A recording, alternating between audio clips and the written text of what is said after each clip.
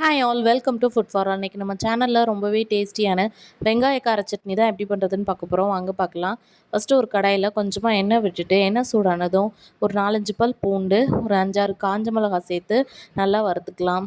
காஞ்ச மிளகாய் வந்து உங்கள் காரத்துக்கு ஏற்ப நீங்கள் சேர்த்துக்கோங்க. நான் இன்றைக்கி ஒரு கைப்பிடி அளவு சின்ன வெங்காயம் கூடவே ஒரு பெரிய வெங்காயம் எடுத்திருக்கேன். அதையும் சேர்த்து நல்லா வதக்கிக்கலாம். ஃபுல்லுமே நீங்கள் சின்ன வெங்காயம் போட்டு பண்ணாலும் அதோட டேஸ்ட்டும் இன்னும் சூப்பராக இருக்கும். கொஞ்சமாக உப்பு சேர்த்துட்டு நல்லா வதக்கி எடுத்துக்கலாம். இது கூடவே நான் ஒரு தக்காளி சேர்த்துருக்கேன். தக்காளி சேர்க்கும்போது அந்த புளிப்பு டேஸ்ட் வந்து நல்லாயிருக்கும் இந்த கார சட்னிக்கு.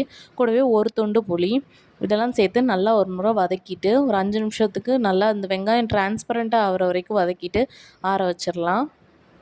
இந்த சட்னி தோசை, குழிப்பணியாரத்துக்குலாம் ரொம்பவே டேஸ்ட்டாக இருக்கும். அதை மிக்ஸி ஜாரில் மாற்றிட்டு நல்லா அரைச்சி எடுத்துகிட்டு வந்துடலாம். இப்போது ஒரு கடாயில் கொஞ்சமாக எண்ணெய் விட்டுட்டு கடுகு, உளுத்தம்பருப்பு, கருவேப்பிலை தாளிச்சிட்டு நம்ம அரைச்சி வச்சுருக்க சட்னியையும் அதில் ஊற்றிடலாம். தேவையான அளவு தண்ணி ஊற்றி கன்சிஸ்டன்சி அட்ஜஸ்ட் பண்ணிட்டீங்கன்னா சூப்பரான வெங்காய கார சட்னி ரெடி. இது கூடவே நீங்கள் வெங்காயம் வதக்கும் போதே கடலைப்பருப்பு, உளுத்தம்பருப்பு சேர்த்து வதக்கி அரைச்சாலும் இது டேஸ்ட்டு சூப்பராக தான் இருக்கும்.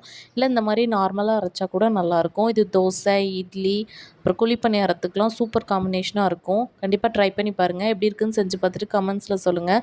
நம்ம சேனலை மறக்காமல் சப்ஸ்கிரைப் பண்ணிக்கோங்க. உங்களை இன்னொரு வீடியோவில் பார்க்குறேன். பாய்.